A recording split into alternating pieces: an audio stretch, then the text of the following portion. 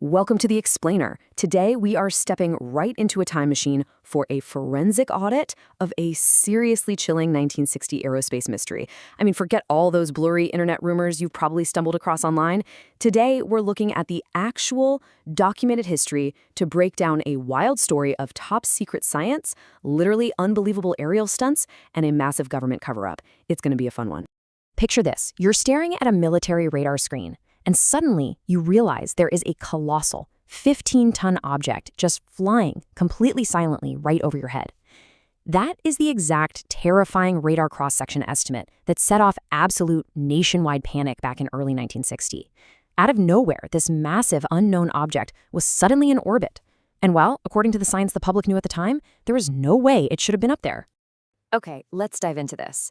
To really get why this caused such sheer panic, we have to put ourselves in the context of the time.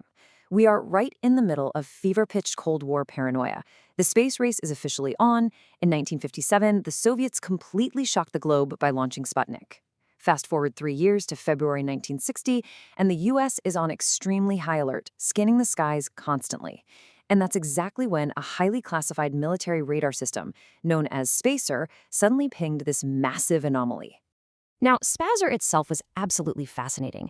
It stood for the Space Surveillance System. But it wasn't your standard radar dish. It was this massive, completely unacknowledged radar fence that stretched all the way across the southern United States. Its whole job was to bounce continuous wave radar energy straight up into space, essentially trying to catch silent Soviet spy satellites trying to sneak by overhead. Well, in February 1960, that fence caught something huge dead in its tracks. But honestly, the object's size wasn't even the biggest problem. It was where it was flying. It was in a polar orbit.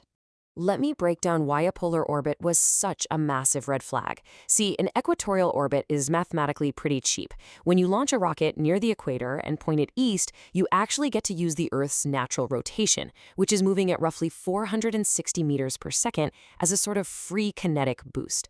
But a polar orbit, that goes north to south. It completely fights against the Earth's rotation. From a physics standpoint, it is incredibly demanding. And that brings us to a really fundamental rule of aerospace engineering. According to the Tsiolkovsky rocket equation, fighting that planetary rotation demands exponentially more explosive fuel and thrust.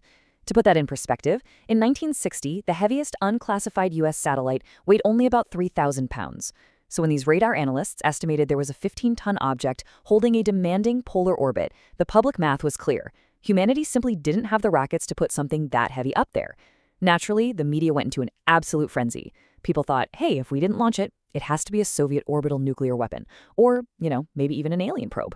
So it all comes down to this absolutely crucial question. How did a 15-ton object completely defy all publicly known physics to achieve a polar orbit in 1960? It's a great question, right? But the answer actually doesn't involve aliens, and it doesn't involve the Soviets either. Instead, it leads us straight into the deeply classified shadows of the American intelligence apparatus. This brings us to Section 1, the forensic reality, the Corona Project.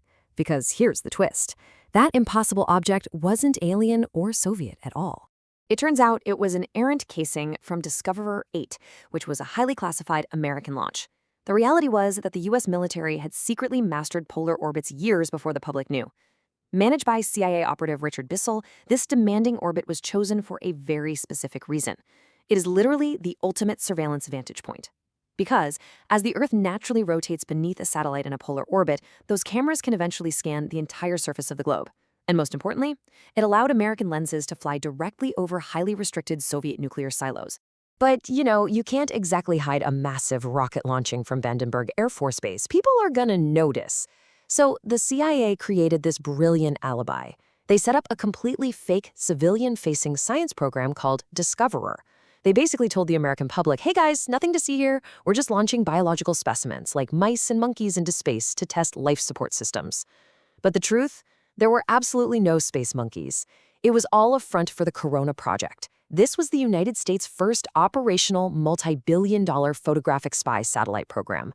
It was literally the foundational hardware of the National Reconnaissance Office. And this brilliantly illustrates what they were actually sending up instead of monkeys. They were launching absolutely stunning analog technology, the keyhole or KH-1 cameras. These things were engineering marvels built by Fairchild and the iTech Corporation.